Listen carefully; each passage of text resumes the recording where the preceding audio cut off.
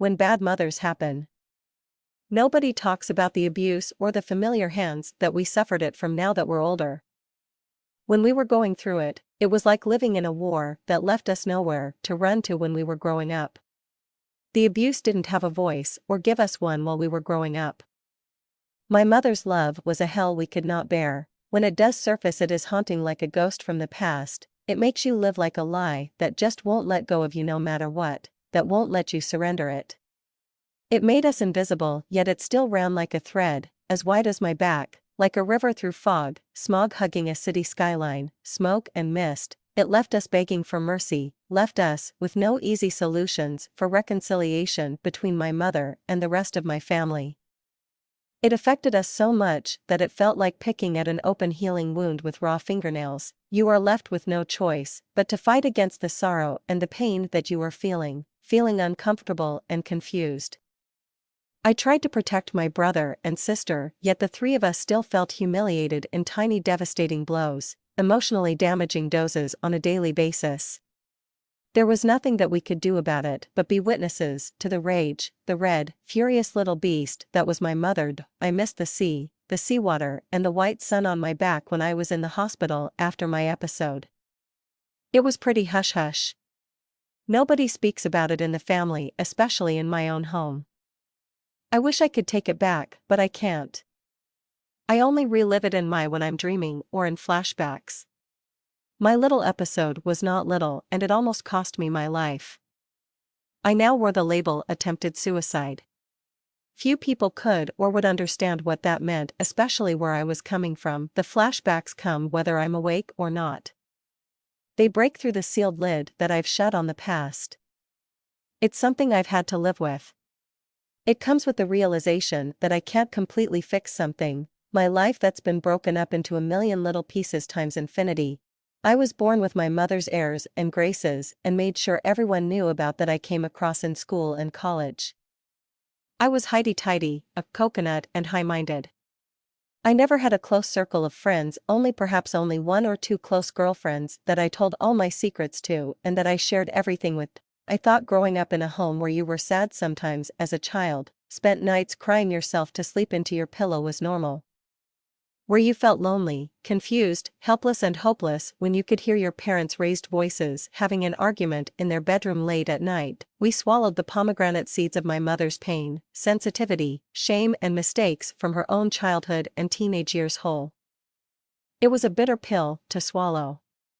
It was harder to live with, to grow up surrounded by people you loved who were in the state of mind my parents were in, but my father's love more than anything made up for my mother's reckless and uncalled for behavior, especially when there was too much going on that we as children had no control over. Activities at school made up for that. I took on as many as I could possibly fit into my schedule. I wanted to shine. I had my head up in the clouds. I basked in the glory, chaos and mayhem of rehearsals for a school play and editing the school newspaper. I was in my element, every petal that belonged to the flowers in the tall, precarious glass vase on the table in the sitting room that I gave my mother for Mother's Day tells a story. It tells the sad tale of the life experience of my mother, including her childhood.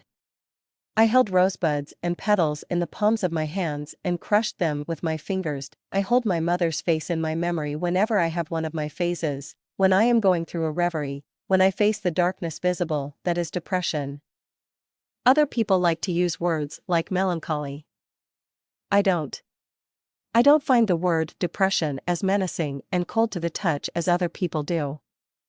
I have learned to deal with it well. I don't think she knows me well enough at all.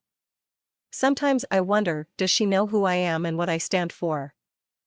Am I noble? Am I a good girl? Do I work hard at what I do in school? Will I ever be over it? Will we ever learn to compromise? The flowers in the vase, although wilted, still hold a sense of wonderment for me. The pink light of the bloom is a flush against my fingertips. Red seeped through a tear in my finger where it had caught on one of the thorns of the roses. The thorns scratched me. It left red dots behind on my skin. When I was young, I could already see the rough times ahead of me in the future. It was called for. I played jealous games with my brother and sister. I called my sister Princess. She has a posh accent and 2 university degrees. I did not finish school because of the bullies that tormented me and made my life hell when I was at high school. In Johannesburg, where I was studying at the college I was accepted to, I could hear the wind blowing when it moved, when it held in crevices, in deep places where you could not connect to the very being of it, possibly even when you were sleeping to dream.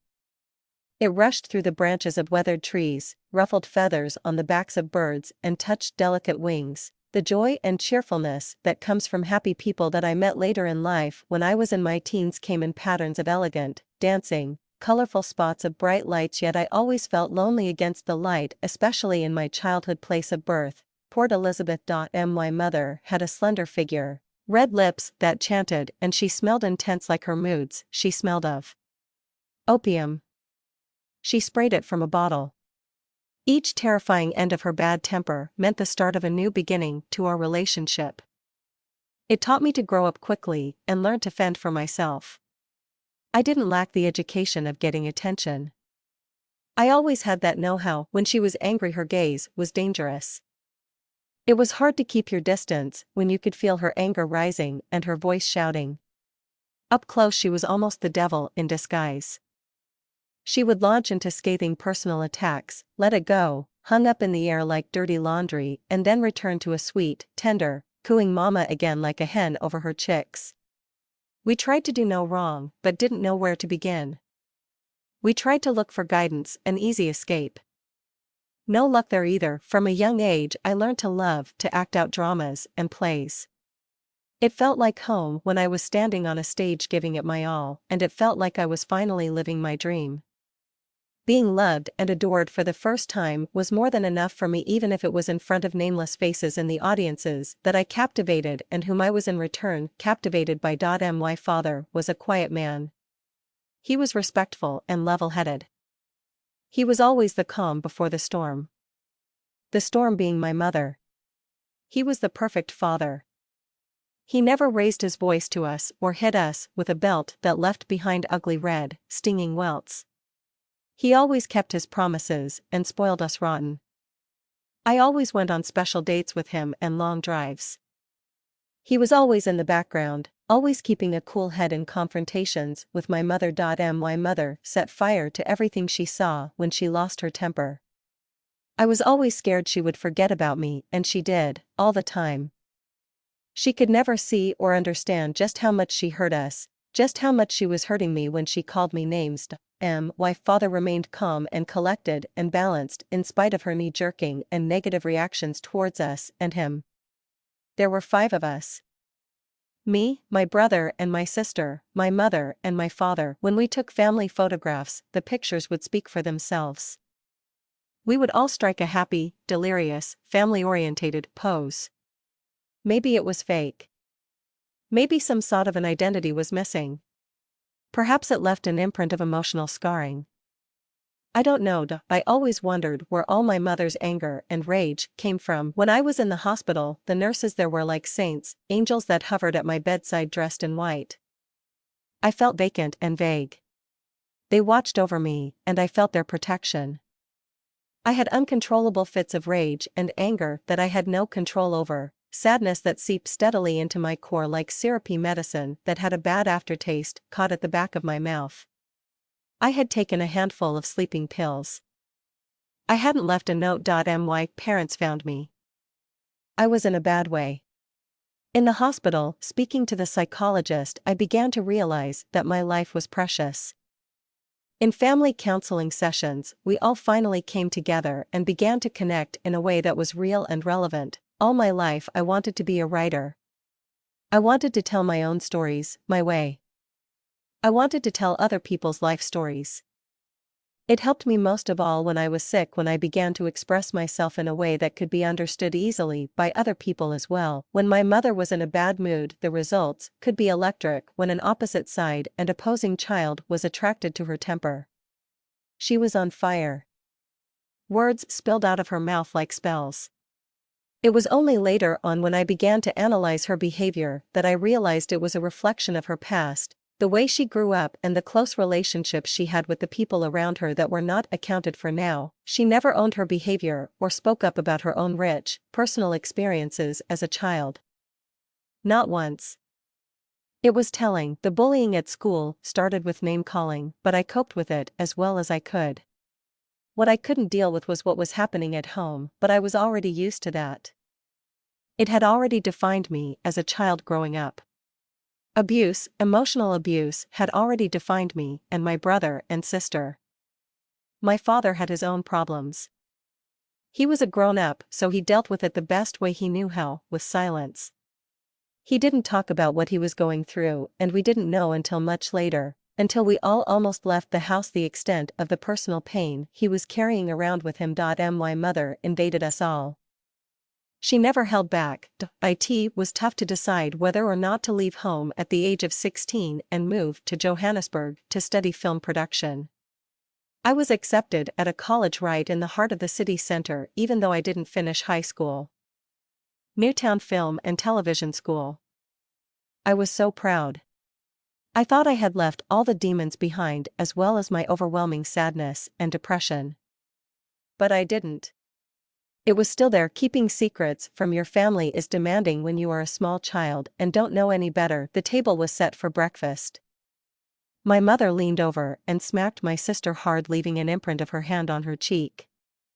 Not a whimper escaped from my sister's mouth. It was the painful traces of sadness in her mood that spelled trouble, which ignited a passion for a harmful craving, a physical cave-in, the five of us falling into a make-believe empty canvas or painting that she would drag the entire family into, without a trace of a pathway to a hopeful predestined destination, a line to the telepathic, a loss of reaction to sibling rivalry. The creation of dependency to rampant self-medication leads to a culture of death. It leads to the death of technology, childhood, loss of social life and innocence. At the treatment for me at 15 years of age for depression. Depression was just another word for unrelenting sadness that would not go away. Not even for all the burgers and chips and pink milkshakes in the world. What was the world like that I came from? How was it different from other children's happier, more functioning and productive homes? How were my parents different from other people's parents? I questioned this and went over it 1,000 times in my mind's eye. I struggled with it from the point of view of a child and from the perspective of a teenager. I didn't know the level of my brother and sister's hovering, reaching predicament. I swallowed pills that promised that my mood would behave consistently, that it would become patient and tolerant and giving in the perfect moment. This became a normal world loaded with daily cross-examinations in my journal. I could not eat, sleep or read a paragraph without feeling sleepy. At night I couldn't get enough sleep. I was infected with sleeping all the time, feeling drowsy and lightheaded. My body became a domain like a castle captured in words and pictures in a fairy tale, surrounded by sticky, green, slimy water in a moat. The castle was my lifeline, the water was a metaphor of me drowning in fear, rejection and loneliness. My mind was governed by an age of innocence and an unforgiving wretchedness. It was bold and dynamic.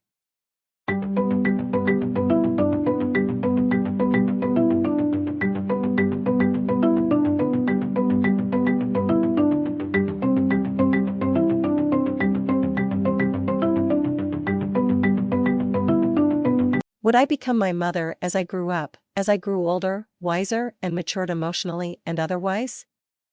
Would I cease to exist as I knew it? Would I always be consumed by my mother's thoughts, actions, her words, her language? Would I always let her in and dominate me and erase all the good I did? My mother would only accept my calls from the hospital collect. She never called. I think it was hard for her to see me that way. I don't think she felt confused or lonely a day in her life. I don't think she ever felt that she was fighting a losing battle. She never gave me that image.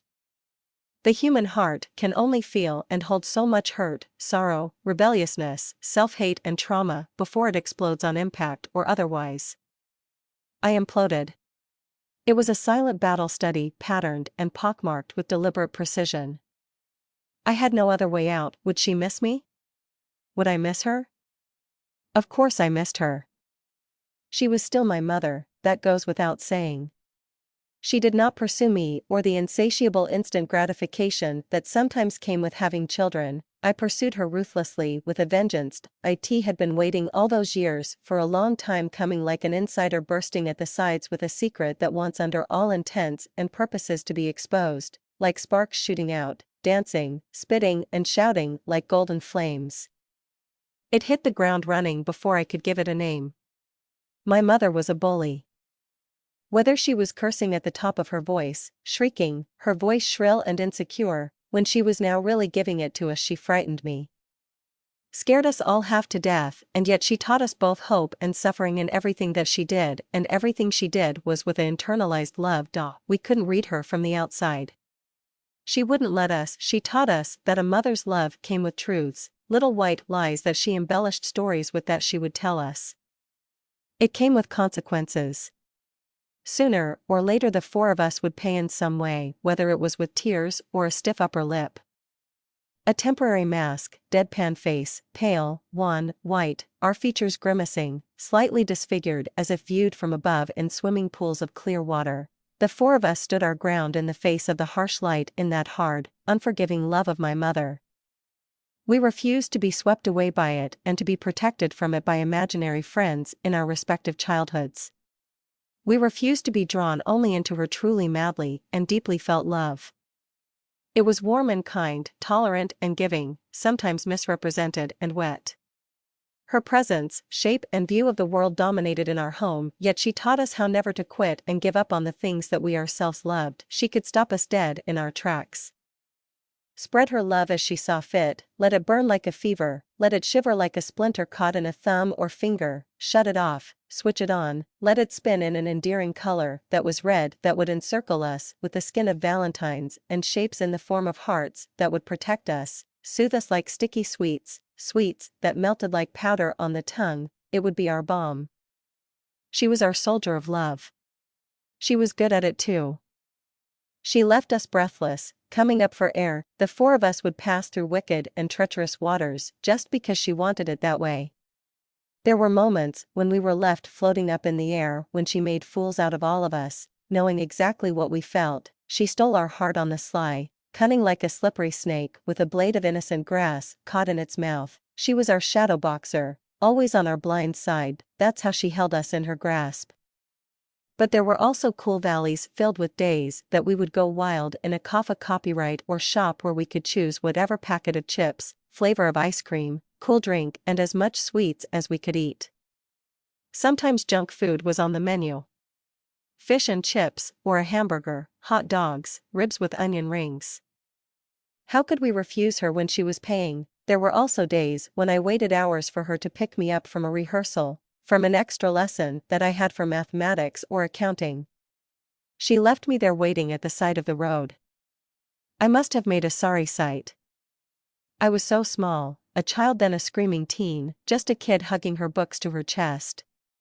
I was a lone figure standing there, easy prey for bad people who wanted to hurt children or a kidnapper driving around in his car on the lookout.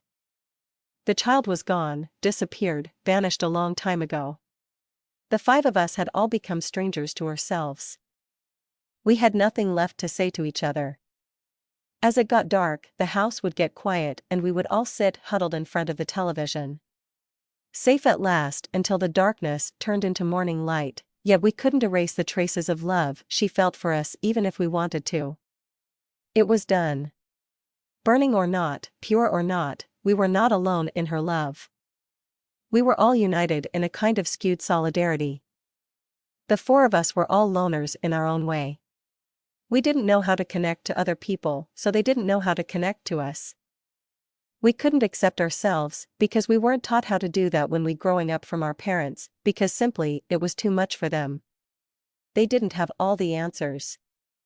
But as children we didn't know this. We couldn't explain the situation we were in to other grown-ups when we were children. How could they understand?